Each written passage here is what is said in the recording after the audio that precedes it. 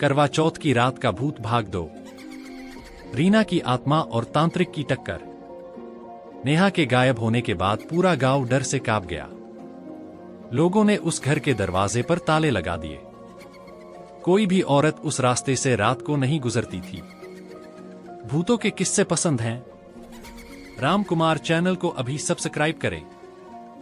नई और डरावनी कहानियों के लिए घंटी दबाना न भूलें। राम कुमार, जहां डर का नया पता है। धन्यवाद। लेकिन रीना की आत्मा अब सिर्फ उस घर तक सीमित नहीं रही। हर करवा चौथ की रात जब कोई औरत चांद देखने जाती, हवा में रीना की हंसी की गूंज सुनाई देती। धीरे धीरे वो हर घर की दिया बुझाने लगी। गांव के लोग तंग आ गए। उन्होंने शहर से एक प्रसिद्ध तांत्रिक भैरवनाथ को बुलाया। भैरवनाथ ने कहा, यह आत्मा अधूरे व्रत में बंधी है। अगर उसकी प्रतिज्ञा पूरी हो जाए तो वो मुक्त हो सकती है। रात का समय तय हुआ। करवा चौथ की अगली रात पूरा गांव डर के साए में छिपा था। भैरवनाथ अपने साथ नींबू मिर्च, काला धागा और एक तांबे की थाली लेकर रीना के पुराने घर पहुंचा। रात के ठीक 12 बजे छत पर ठंडी हवा चली। थाली अपने आप हिलने लगी और फिर दीवारों से रीना की आवाज आई, क्यों बुलाया मुझे फिर से? मैंने तो अपना व्रत पूरा किया था। भैरवनाथ ने मंत्र पढ़ना शुरू किया, काल भैरवाय नमः। लेकिन जैसे ही उसने अगला मंत्र बोला, दिया अपने आप जल उठा। आग की लपट में रीना का चेहरा उभर आया। सिर पर लाल चुनरी, आंखों से खून टपकता हुआ और गले में टूटी हुई चूड़ियां। रीना बोली, मेरे सुमित ने कहा था, जब तक मैं उसका दिया जलाऊंगी मैं उसकी होऊंगी। तुम कौन होते हो मुझे रोकने वाले? भैरवनाथ ने मुट्ठी में भस्म लेकर हवा में फेंकी, पर रीना ने अपनी हंसी से पूरी हवा को काले धुएं में बदल दिया। भैरवनाथ की आंखों से खून बहने लगा और उसकी आवाज कांपने लगी। उसने कांपते हुए कहा, हे देवी, अब तेरा व्रत पूर्ण हुआ, मुक्त हो जा। रीना की आंखों से आंसू निकले और वो धीरे धीरे धुएं में विलीन हो गई। घर में सन्नाटा छा गया। भैरवनाथ नीचे आया, कमजोर पर जीवित। सुबह जब गांव वाले पहुंचे, उन्होंने देखा घर की दीवार पर लिखा था, अब मैं चांद नहीं देखूंगी, क्योंकि मैं खुद चांद बन चुकी हूं। और कहते हैं, आज भी जब कोई करवा चौथ की रात दिया जलाता है और हवा का झोंका उसे बुझा देता है, तो वो रीना नहीं, भैरवनाथ की फुसफुसाहट होती है, जो कहती है, दिया जलता रहे, वरना वो लौट आएगी।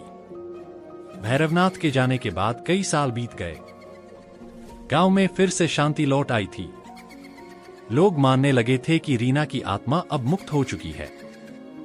पर जो लोग यह सोच रहे थे, वो गलत थे। शहर से एक लड़की आई थी, अनामिका।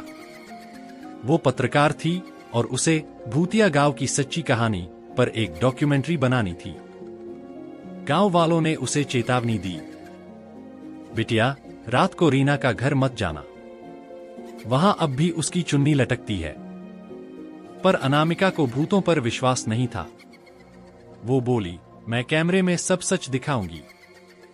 रात के 11 बजे वो अकेली उस घर में दाखिल हुई। कमरा सूना था, मकड़ी के जाले, टूटी थाली और फर्श पर लाल दाग अब भी जमे हुए थे। उसने कैमरा ऑन किया और कहा, ये वही घर है जहां रीना और नेहा गायब हुई। लेकिन अब सब खत्म हो चुका है। अचानक कैमरे की स्क्रीन हिलने लगी और पीछे किसी के पायल की आवाज आई। अनामिका पलटी, कोई नहीं था। पर उसकी रिकॉर्डिंग में साफ दिखा, पीछे लाल साया गुजर रहा था। वो डरकर बाहर भागी, लेकिन दरवाजा अपने आप बंद हो गया। थाली जमीन पर गिरी और दिया अपने आप जल उठा। धीरे धीरे हवा में रीना की आवाज गूंजी, तुम भी व्रत रखी हो ना, अपने किसी सुमित के लिए? अनामिका की आंखें फैल गईं। वो बोली, मैं शादीशुदा नहीं हूं। रीना की हंसी फटी छतों से गूंज उठी। फिर मेरा व्रत पूरा करने आई हो? दिया की लौ अचानक लंबी होकर काली हो गई। कमरे में धुआं भर गया और धुएं में रीना का चेहरा उभरा, अब पहले से भी भयानक। आंखें लाल, चेहरा झुलसा हुआ और होठों से फुसफुसाहट। हर करवा चौथ पर कोई ना कोई दिया मेरा नाम लेकर जलाता है। अनामिका चिल्लाई और कैमरा गिरा दिया। रिकॉर्डिंग वहीं बंद हो गई। अगली सुबह गांव वाले पहुंचे। घर का दरवाजा खुला था। थाली में अज्जला दिया और कैमरे की स्क्रीन पर सिर्फ एक लाइन दिखाई दे रही थी, वो लौट आई है। तो दोस्तों, कैसी लगी आज की कहानी? अगर आपको डरने में मजा आया तो राम कुमार चैनल को अभी सब्सक्राइब करें और घंटी दबाना न भूलें ताकि हमारी कोई भी नई और डरावनी कहानी आपसे मिस न हो। मिलते हैं अगली बार एक और रोंगटे खड़े कर देने वाली कहानी के साथ। देखते रहिए राम कुमार, जहां डर का नया पता है।